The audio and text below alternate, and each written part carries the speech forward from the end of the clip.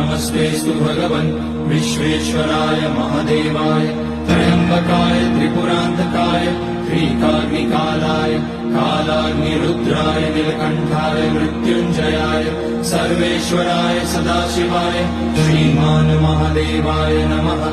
ॐ नमः शम्भवाय च मयोपवाय च नमः शङ्कराय च मयस्कराय च नमः शिवाय च शिवतराय च।